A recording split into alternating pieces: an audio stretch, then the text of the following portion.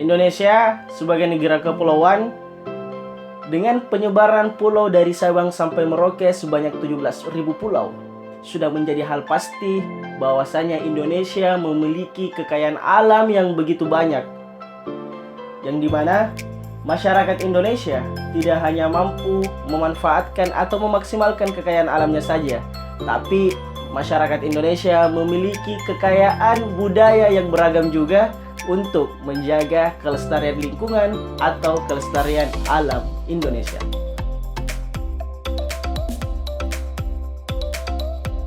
Tapi tahukah kita, 75 tahun Indonesia merdeka, ada begitu banyak permasalahan dari Sabang sampai Merauke, khususnya di bidang lingkungan saja, mulai dari pembakaran hutan, penambangan liar, sampai pada abrasi akibat reklamasi.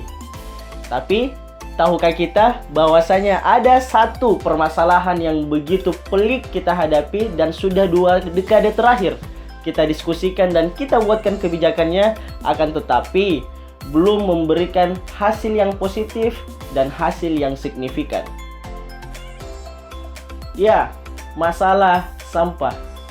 Khususnya sampah plastik sendiri sudah menjadi barang yang wajib untuk menemani keseharian masyarakat Indonesia. Data yang dikutip oleh Kementerian Lingkungan Hidup dan Kehutanan pada tahun 2020 mencatat bahwasanya masyarakat Indonesia rata-rata tiap harinya memproduksi sampah plastik sebanyak 0,75 kg. Dari data tersebut menisbatkan Indonesia sebagai negara runner-up atau negara nomor 2 penyumbang sampah terbanyak di dunia. Apakah itu merupakan sebuah kebanggaan bagi kita? Atau bisa jadi itu merupakan penghinaan bagi kita bangsa yang berbudaya. Indonesia sendiri tiap tahunnya menyumbang sampah sebanyak 187 juta ton. Dan yang menjadi ironi adalah hanya 10% yang mampu kita daur ulang. Selebihnya masuk ke laut dan sebagian besar berakhir di TPA. Ini tentu bisa kita ambil sebuah kesimpulan bahwasanya kebijakan dari pengelolaan sampah di negara tercinta hanya berbasis metode pemindahan sampah dari rumah tangga menuju tempat pembuangan akhir.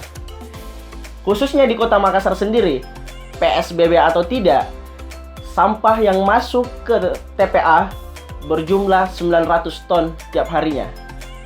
Apakah itu sebuah karakteristik dari bangsa yang berbudaya? Tahukah kita bahwasanya tempat pembuangan akhir atau yang kita kenal dengan TPA itu juga memiliki kapasitas yang terbatas. Di Makassar sendiri, hampir tiap tahun tempat pembuangan akhir mengalami over kapasitas. Mungkin masih banyak yang belum tahu bahwasanya dampak atau akibat yang ditimbulkan daripada tempat pembuangan akhir yang mengalami over kapasitas itu bisa menjadi sebuah mesin pembunuh massal. Atau mungkin masih banyak yang belum tahu juga bahwasanya 15 tahun yang lalu telah terjadi sebuah peristiwa naas di TPA Leuwi Gajah, Jawa Barat.